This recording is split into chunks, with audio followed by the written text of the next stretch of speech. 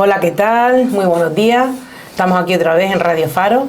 Nosotras dos, Dieguito Flores y yo, Carmen Valido, con una nueva historia puta de Canarias. ¿Qué tal, Dieguito Flores? Yo de maravilla, y usted un poquito... Todavía con tos. Todavía con tos, podría, pero puedes decir, te puedes vengar ahora, pero con toda la razón. Podría, pero mejorando. Vamos a ver, no les quedan a ustedes, porque a mí me suelen tardar las tos, me pueden durar como 2 meses, una cosa así. Pues nada, habrá que acostumbrarse a escuchar. Es dulce y preciosa como usted, por favor.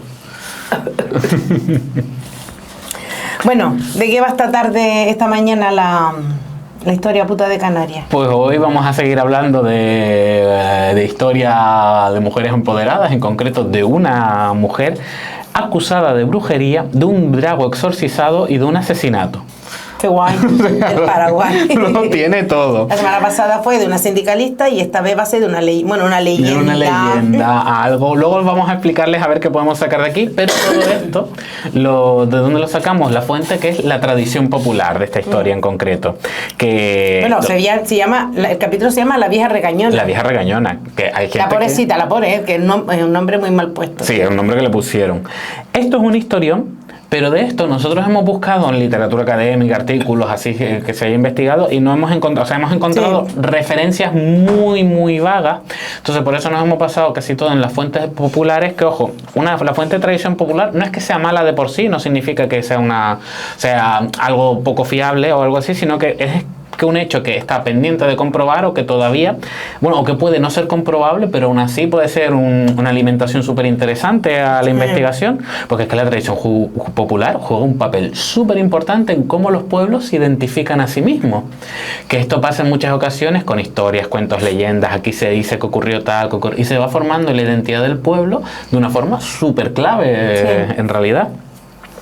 Y esta historia además en concreto nos permite hablarle de otros hechos y otras realidades que así se las podemos contextualizar y que tienen su jugo también. Muchas veces las leyendas tienen una explicación, tienen una explicación real. ¿Cuál les vamos a contar hoy? Pues como les decía Carmita, de la Vieja Regañona y del Drago de Galdar, que esto ya les situará unos cuantos, muchísimos. Vamos a empezar primero con el tema del drago, contexto de los dragos, porque aquí hay ya chicha. El drago históricamente ha tenido muchos usos en Canarias. Para aquellos que nos oigan de fuera de Canarias, el drago es un árbol endémico que tenemos nosotros, que no es un árbol en realidad, es como las palmeras, o sea que es un arbusto. Sí. Que lo que pasa es que es un arbusto como leñoso, que no sé cómo se usa la palabra concreta. Pero no es un árbol, no tiene tronco. No tiene tronco. Exacto, pero sí es verdad que visualmente parece un árbol, porque visualmente por fuera sí parece un tronco, crece en alto y tiene sus ramas arriba. Precioso, además, esto hay que decirlo. ¿Qué vemos el uso del drago en las crónicas de Canarias? Pues vemos que se usaba, por ejemplo, durante la conquista, los canarios lo usaban para crear tarjas. ¿Qué era una tarja? Una especie de escudo hecho con la corteza del drago y que según los textos dan a entender que tuvieran como diseños pintados para mostrar categorías o grupos sociales. No se sabe si estilo, por ejemplo, diseños como las pintaderas de Gran Canaria. Pues podrían ser otros diseños porque no nos han llegado esos dibujos, pero que así había algo con lo que dibujaban. Hacía distinción. Esto era usado por parte de los canarios en muchas ocasiones durante las batallas de la conquista. Y otro producto que sale mucho del drago es lo que se conoció durante muchos siglos como la sangre de dragón. Que aquí hay una cosa un poco loca, que es que la sangre de dragón ya existía en el siglo I después de Cristo. Pero Canarias se conoce mucho después, o sea, las racias esclavistas son aquí en 1300, estamos hablando de 1000 y pico años de diferencia. ¿De dónde salía esta sangre de dragón? No era de los dragos, sino que es una resina de un árbol muy muy parecido al drago de Canarias, pero de otra isla, de la isla de Socotora, que es una isla que está en el Cuerno de África, o sea, al otro lado del continente. Nosotros estamos en la parte oeste. Este lado de aquí, está aquí África, nosotros estamos en este lado. Oeste, Y Socotora está en el este, justamente en el Índico. Que yo les animo a buscar fotos de esta isla, porque son como muy parecidos a los dragos, pero se ve que es otro árbol, pero es que es como súper paranoico. Y esa resina, como tiene un color rojo o sangre parecido a la resina del drago canario, que también tiene ese color rojo sangre, pues se vendía como sangre de dragón. Que ojo, se mantuvo durante muchos años en secreto este origen por el tema de la comercialización, para ganar, sí, pasta. para generar la leyenda. También hubo otros productos que eran de rojos. marketing. Marketing medieval a tope. Había otros productos también que tenían este color rojo que se solían vender como sangre de dragón. Todo es el branding, la marca. El término eso se ha aplicado a muchísimos tipos de resina y se comerciaba como producto médico. Por ejemplo, a la península llega con fuerza en la época del Andaluz, en la Edad Media, en la que se hace muy muy popular para cicatrizar heridas o como dentífrico, que para eso se utilizó muchísimo. Y luego también como ingrediente de otros remedios. Estos son usos que sí se han visto que son relativamente no, sino que se puede utilizar en este sentido, pero también en la medicina de la época pues había otras ideas que no tenían base. Por ejemplo, se decía que la sangre de dragón servía contra la impotencia sexual. No lo prueben en casa, no va a funcionar. Bueno, a menos que te dé morbo, entonces sí va a funcionar. Va a funcionar, claro. Si tú dices que te va a funcionar, va a funcionar. Pero no es el caso. Hay muchos otros usos que no eran reales porque se le daba propiedades milagrosas que contra todo, ¿no? Además, la sangre de dragón también se usó como colorante, como barniz, por el color. Entonces, claro, ¿por qué les contamos todo esto? Porque el uso tradicional del drago ha sido una parte importante en el desenlace de esta historia. Que tú me estabas diciendo algo de uso del drago. No, de uso del drago no, que cuando estábamos preparando esto, me estaba leyendo yo esta historia que hablaba que la sangre de dragón, o sea, esta resina, se utilizaba también como dentrífico, que al final como se usaba también en Canarias, la resina del drago. Yo me acordé en ese momento de una cosa que me contaba mi madre. Mi madre nació en el año 35, mi madre ya murió. Y ella había nacido en el año 35, fue una niña de la posguerra. Pasaron un montón de hambre. En aquella época no había jabones. El jabón que había era uno que se llamaba suasto, que era para la ropa, que era unas tablas. Se tienen que acordar también mucha gente mayor que nos oye, porque yo lo llegué a ver. Yo lo llegué a ver cuando pequeña, era una barra grande de un jabón que era azul, tenía vetas azules y blancas. Era el precedente del jabón lagarto. Y era jabón de suasto. Y lo que ella decía, que cuando ella era pequeña, claro, no había nada, y mucho menos iba a haber jabón para ducharse y para lavarse la cabeza, y aquella gente antes era todo el mundo con el pelo largo. Y ella decía que ella se acuerda, las tías y ella y las primas, que quemaban las pencas de las tuneras, se quemaban en leña, yo que sé, a lo mejor donde misma iban a hacer de comer, que lo quemaban y la dejaba que se consumiera, que el fuego la consumiera, y con esa ceniza mezclándola con agua formaba jabón, y se lavaban a la cabeza con eso y se quedaba el pelo precioso. No sé si lo daba precioso, pero claro, de no lavárselo, pues, ahí ya... Eso es lo que me faltó a mí para esta hermosa melena. Y mi madre tenía una melena del carajo, y ella decía eso y me acordé cuando vi esto, y digo, claro, muchas de las cosas de las cosas vegetales se usa, tiene, o sea, muchos de los productos higiénicos que usamos ahora tienen sus principios básicos en productos vegetales. Pues nada. Pero bueno, siguiendo aquí, ahora sí ya, ¿qué ocurría con el drago en Canarias?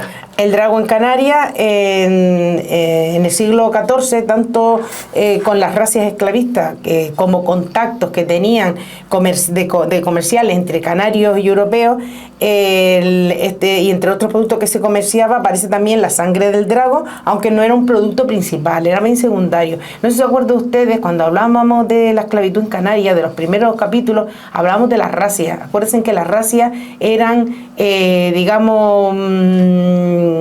ataques que se producían en el norte de África para robar. O Se robaba personas para esclavizar, se robaban animales, se robaban... O sea, era entrar, robar e irse. Y en el siglo XIV los europeos lo hacían en Canarias, también venían a cualquier isla y secuestraban a la gente. Es que nosotros estamos en el norte de África, todo lo que estuviera en esa zona, y aquí también pasaba antes de la conquista, o sea que venían Lo que pasa es que y hacían esas penetraciones, digamos, rápidas. Había de los dos tipos, porque como Carmita también dijo, había también algunos momentos de comercio, o sea, no de secuestro de personas, de comercio, donde aparece eso, el drago, la sangre de drago, pero como producto secundario. Como producto secundario. Entonces, ¿qué pasa? Que fue en este momento cuando entra en competencia la sangre de drago, o sea, el producto canario, la resina del drago, con lo que se vendía como sangre de dragón de Socotora. Y claro, aunque fuera de forma secundaria, porque ya le digo que el primer beneficio en aquella época de las islas venía de la horchilla o de las racias esclavistas. ¿Qué era la horchilla? La horchilla era un colorante natural, un tinte natural, como la cochinilla. La diferencia entre las dos es que la cochinilla es un insecto que se criaba en las palas de las toneras, era un insecto, y la horchilla, perdón, la podredumbre, y la horchilla era una especie de líquen que se nacía en los acantilados costosos. Por supuesto, era más difícil de conseguir. De ahí es donde venía el principal, digamos, los beneficios de ese comercio. Entonces, ¿qué pasaba con la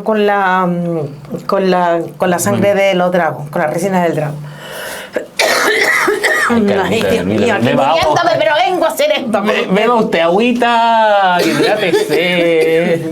Que por cierto, Carmita hoy ha traído lleva varios tiempos con él, un reloj verde precioso que antes... Que me hace juego con el color de los ojos. Antes, para que vayan a vernos a YouTube. Me lo trajeron los reyes. ¿Están escuchando? Me lo trajeron los reyes. Porque a mí me encantó, a ver si a mí me traen también algo parecido, indirecta, a quien lo quiera escuchar. Cuando se me rompa te lo regalo. Entonces, ¿qué pasó? Que en aquella época, cuando empieza la producción es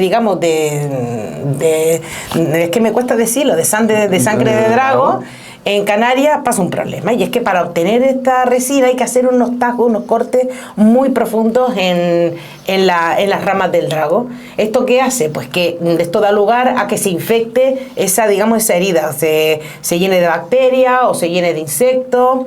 En fin, aprovecho aquí para decirle que cuando haya que hacer un esqueje hay que desinfectar o el cuchillo o eso con la que se haga, que eso es lo que aprendí el otro día. Mi hermano, ¿qué hace? Carmita, si pasa un algodón con alcohol por ahí que pudres la planta. Pues mira, ya lo sabían también. Bueno, lo descubrieron, más que lo sabían, lo descubrieron. Esto provocaba que fuera disminuyendo la cantidad de drago, o sea, que aumentara la cantidad de dragos que se enfermaban. Entonces el comercio llegó a un punto en el que, todo esto llegó a un punto en que en 1574 el Cabildo de Tenerife acordó prohibir la recolección bajo pena de 100 latigazos, que no sirvió para nada. Porque no sé si pillamos a alguien, yo creo que era más, si pilló a alguno, era más lo que... O sea, si te pilla, le pegan los 100 latigazos al trabajador, no al que manda a hacer la recolección. Seguramente, no, ni una sola duda, vamos. Con lo cual les merecía más la pena pagar la pena o que ellos no que ganar dinero. Y además eso, que control cero, porque al final, cuando hay dinero de por medio... Con lo cual se siguió explotando, digamos, este producto, y al final la oferta superó la demanda y hizo que el negocio cayera en picado, y a finales del siglo XIX solo se usaba, ya te digo, por el campesinado y para uso dentrífico. Aquí en Canarias, básicamente con un uso doméstico. Un uso doméstico, sí.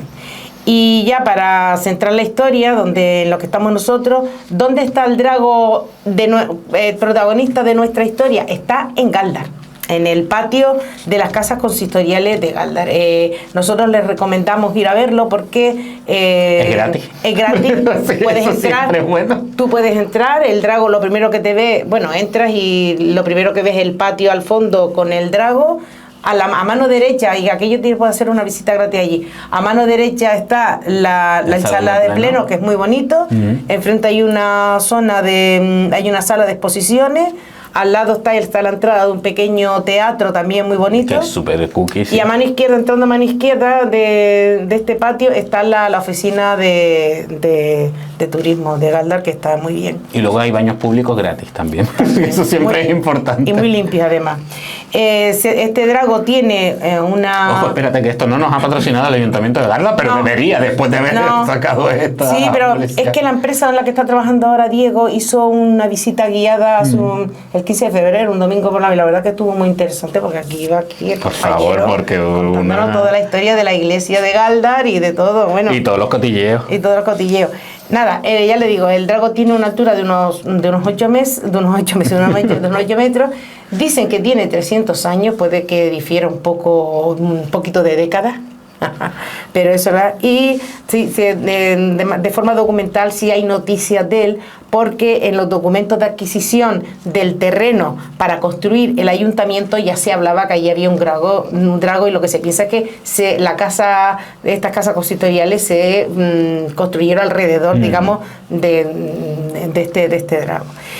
Y parece que por lo visto es el drago más antiguo de Gran Canaria, porque es más antiguo que estos ahí en Tenerife. Pero esto lo hace especial, aquí también en nuestra historia, porque claro, este drago es protagonista. Es el protagonista, bueno, y Dieguito, ¿de qué manera se relaciona a la vieja regañona con este drago? Claro, ¿quién fue la vieja regañona? ¿Quién es este personaje? Sobre todo para mencionar uno de los mayores divulgadores de esta historia de la tradición popular de Galdar, es Raúl Mendoza, que aparece en muchos sitios de internet. Si quieren buscar las historias de esta mujer, van a encontrar a él como fuente, pero hay muchas otras personas que conocen la historia de esta mujer, de la tradición oral de Galdar, que habla de que esta señora se llamaba Catalina. Que esta señora Catalina venía de una familia rica, pero rica de esta gente así, yo tengo dinero porque me sobra, tanto dinero que las familias ricas lo que se dedicaban muchas veces con sus hijas es a comerciar con ellas. Porque esto es parte de la indecencia de la burguesía durante muchísimos siglos. Claro. ¿Y cómo se comercia con las hijas? Casándolas por un matrimonio de conveniencia. Machistada número uno que tuvo que aguantar esta mujer, porque esta mujer aguantó... Sí, porque a veces nos dicen que bueno, que hay que estar, que no se puede hacer presentismo, porque en aquella época era la costumbre, sí, pero es que las mujeres se negaban. Se negaban. O sea, no es presentismo, que muchas de ellas se negaban, veía muchas de ellas que acataban porque era la costumbre, pero mujeres había muchas que se negaban y se metían a monja por escaparle de la familia. Porque decían que no. Y ella es una de que como la obligaron a este matrimonio forzoso, en un momento dice, no, yo no quiero casarme por obligación, no quiero casarme con esta persona, paso de todos ustedes, y cuenta la historia que acabó huyendo y se refugia en un convento. Y en este convento ella aprendió a ser yerbera. Yerbera, para aquellas personas que no sean de Canarias, suele ser el término que se usa aquí mucho como sinónimo de curandera. Hay mujeres que curan con hierba. Nada, no se crean ustedes que nada. Nada, así mismo. De películas. Son gente que conocen la hierba. Hay algunas hierberas que también eran santiguadoras, pero una hierbera no tiene por qué ser santiguadora tampoco. Puede simplemente ser una curandera que utiliza eso. Mi abuela santiguaba. Santiguaba y no era hierbera. Por ejemplo, claro, era una señora normal. O sea, puede ser las dos o una de ellas. No tiene que estar, no va una vinculada con la otra. Bueno, pues esta mujer aprende a ser hierbera y dice la leyenda que acaba saliendo del convento fingiendo su propia muerte para ganar una independencia real. Que aquí encontramos la machistada número 2 que tuvo que vivir esta mujer, que es que la que no poder vivir ni siquiera con su propia identidad para tener una vida independiente que tiene que construirse otra completamente diferente. Se dedica a la medicina popular y su ingrediente estrella parece ser que era... ¿Cuál, Carmita? La sangre del drago. De este drago concreto, que fue el que le dio bastante fama a esta mujer, y acabó agarrando tanta fama que mucha gente acudía a ella, y dicen que es en ese momento cuando le ponen el apodo de la vieja regañona, porque tenía una fama de mala hostia. Que ya me extraña la pobre. Primero, que con lo que había pasado, si la tenía, estaba justificada. Y segundo, esto pasa un montón de veces cuando hay una mujer empoderada, una mujer que en la historia agarra su vida y dice, es mía y la agarro yo las riendas. ¿Qué se dice? Que tiene un mal carácter, que no sé cuánto. Si es un hombre, que es calculadora, fría o chunga, o una vieja regañona, llega a ser un hombre y es un líder innato, ¿sabes? Sí. O sea, machistada número 3 que tiene que aguantar esta mujer. Pero ella sigue tirando para adelante, y resulta que al ser una mujer que por lo visto se le daba muy bien su oficio, se acaba enemistando con dos personas clave. El cura, Que eso ya es muy chungo en cualquier pueblo. Que no sé por qué. No, porque será. Porque no tiene nada que ver curar por hierbas que con la yo religión. tengo una teoría, que es que se acaba enemistando con el cura y con el boticario. Yo estoy convencido que fue el boticario el que le comió la oreja al cura. Al cura. Porque el boticario perdía clientela en favor de ella. Entonces, claro, ya ahí estoy yo, claro, soy boticario, un hombre con estudios y de repente esta señora que no es nadie con hierbas me está quitando la clientela. ¿Qué hago yo como hombre machirulo? La acuso de bruja. Que eso fue lo que hizo este hombre, una mujer empoderada es bruja, por lo visto. Ustedes estarán pensando de qué les estamos hablando. Les estamos hablando a principios de 1900, ojo, que no hemos dicho la fecha. No estamos yéndonos muy locos para atrás. No estamos hablando del siglo XVI, XVII, XVIII, no estamos hablando del siglo XX. O sea, del siglo XX. La acusan de bruja. Machista. Otra machistada más que tuvo que aguantar esta señora. Después de un montón de siglos de acabarse la Inquisición. O sea, completamente es que encima no estaba ni en la época de la desactualizado. Y el cura y el boticario al final acaban acordando que la solución que tienen que poner ante esto es talar el drago. Para que así quitarle a ella su ingrediente, su recurso. Aquí la tradición oral dice que ella es la que impide que talen el drago, o sea que lo protege. Pero hay algunas variantes en las que hablan de que incluso esa noche fue el cura con el boticario y una turba de personas que lo que intentaron hacer fue quemar el drago, no talarlo, e incluso intentar quemarla a ella, pero que al final no lo lograron. O sea que esto es ya una vez se volvieron locos, sí, o sea, digamos una turba muy violenta según estas versiones de la tradición popular. No lo consiguen, se salva el drago y se salva Catalina y se hace de noche, o sea, ya termina la noche, se hace de día. ¿Qué ocurre la mañana siguiente? Que el boticario amanece muerto. No me extraña. Y algunos dicen que amaneció muerto a los pies del drago. Y Catalina, conocida como la vieja regañona, había desaparecido completamente. Yo en este momento me declaro fan absoluto de Catalina. O sea, soy catalinista. Pero fíjate, no sé si estás intentando de poner la idea de que ella lo mató. Yo creo que ahí hubo una revoltura y ella decidió poner pie en polvorosa. No tenía por qué aguantarle esta gilipollada a todo esto. Ella no tenía por qué aguantarle, pero si ella fue la que mató, también sigo siendo su fan, no te voy a mentir. Ya, pero yo creo que, no sé. Puede no haberlo sido. Ojo, recordemos que todo esto es una historia de la tradición oral, porque ahora sí vamos a contarles un par de cositas más de qué podemos sacar de aquí. Pero antes de ir a ese punto es que hay algo muy interesante, que es que tú dices, bueno, el boticario muere, Catalina huye, ¿termina la historia, Carmita? No termina la historia porque todavía queda un capítulo por resolver. Y es que el pueblo decide que lo que le pasó es bueno, lo que decide el pueblo es que, bueno, que el espíritu de la bruja entró en el drago. Entonces, por la lógica de ellos, si el drago tenía un espíritu de bruja dentro, que hay que hacerlo, exorcizarlo. Exorcizar el drago. Exorcizar el drago. Lógico, es que es lógico, la solución era súper lógica. Era 1 más 1. Entonces, una de las ramas de lo que es verdad es que hoy día, cuando ustedes vayan, fíjense bien, porque una de las ramas tiene un dibujo de una mujer, pero en una forma muy, muy precaria, es como una forma de mayango. Así, cabeza, brazo y no sé cuánto. Y tiene una inscripción que dice vieja regañona y una fecha, 1913. 1913, 6 años antes de la historia que le contamos la semana pasada de la sindicalista. De la sindicalista, de las tabaqueras. Y que por lo que dicen es que el dibujo supuestamente lo hizo una niña, por lo precario que es el dibujo, y bueno, y que fue la niña la del exorcismo y no sé qué. Bueno, aquí hay varias cosas por aclarar.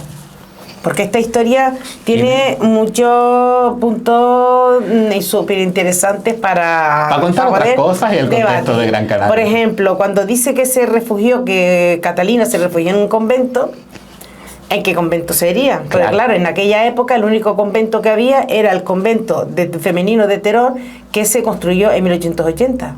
Porque hoy existe otro, las medianías de Telde, pero eso es de 1970, y otro, pero es masculino, arriba en Santa Brígida, que es de 1976.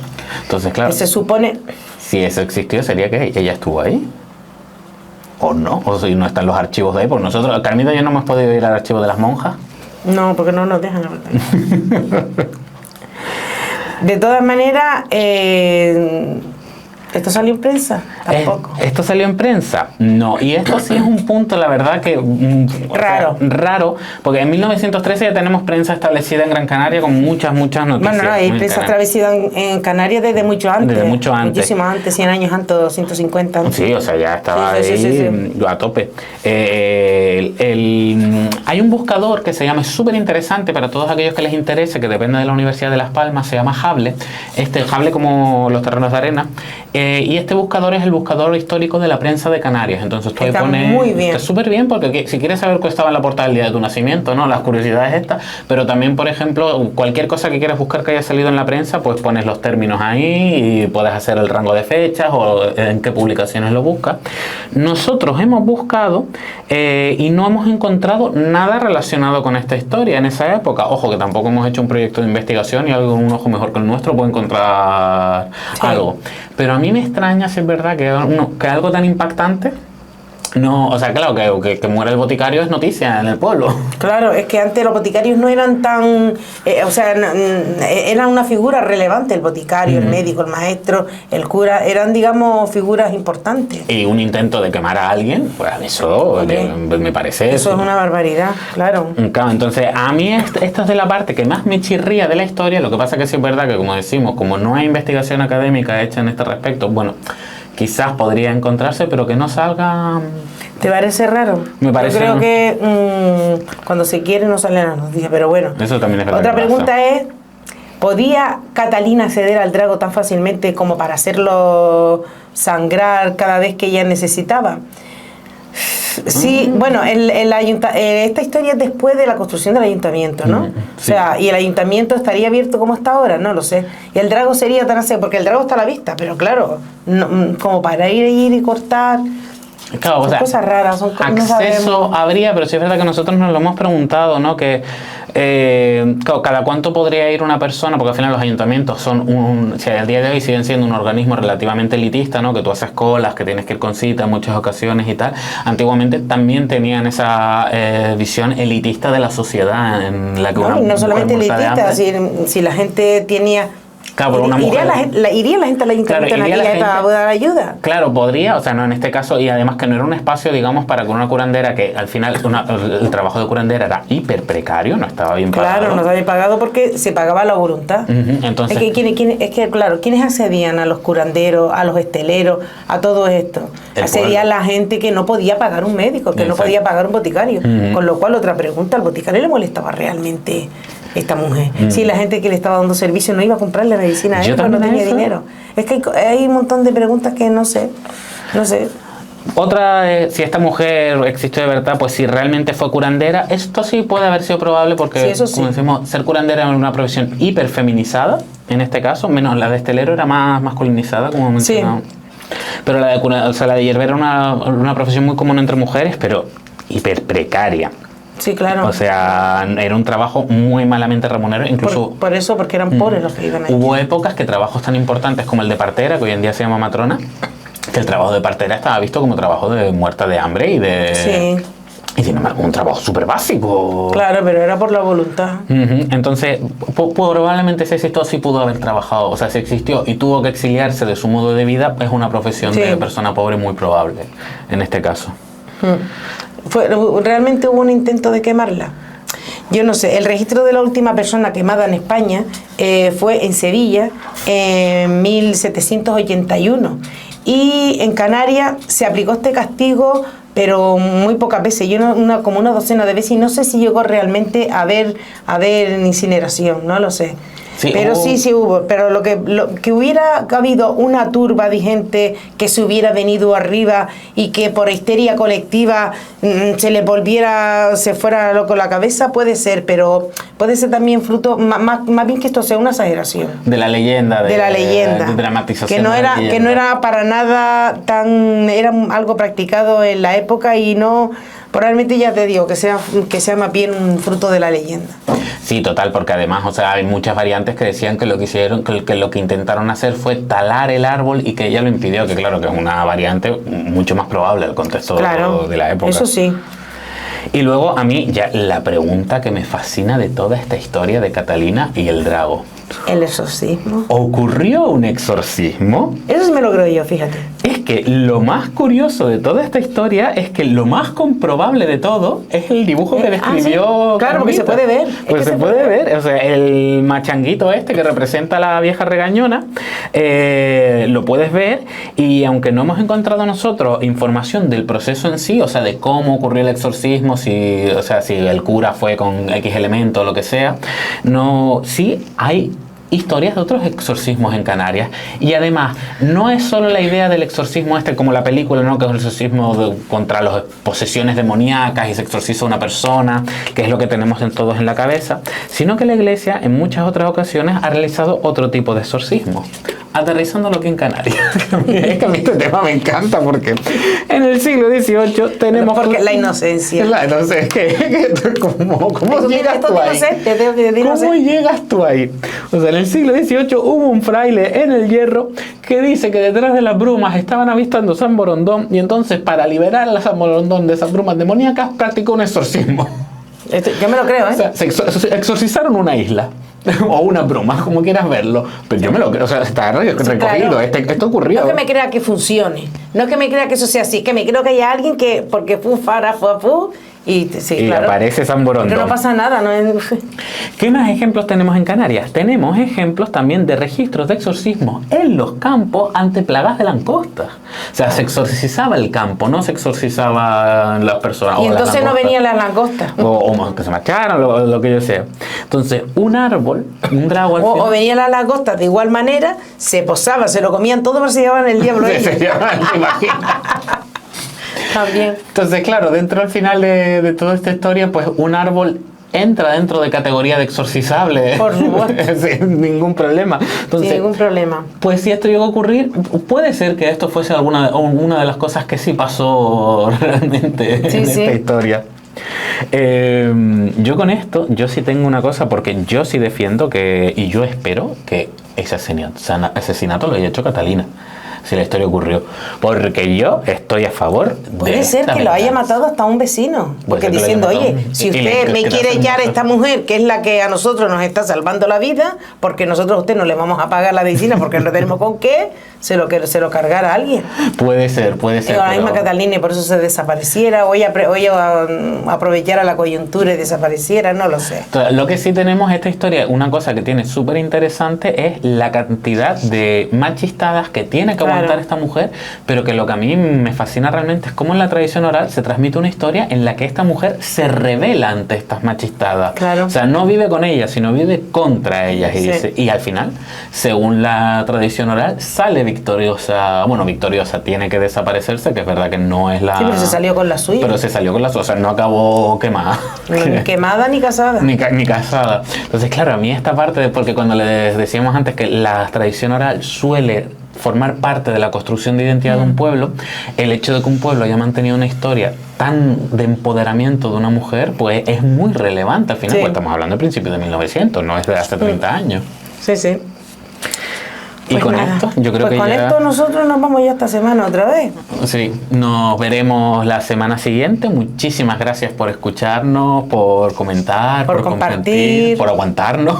No, por aguantarnos. Perdón por la tos. Que se van a tener que fastidiar otra semana más, porque seguro que de aquí a la semana que viene... La vida es así y... No la he inventado yo. No la hemos inventado. Ay, no, qué canción más horrorosa, por favor. Eso sí que es una machistada de canción. No la pongan, no la pongan. La vida es así, no la he inventado yo. Nos vemos en otro capítulo de la historia puta. Adiós. Venga, hasta la semana que viene.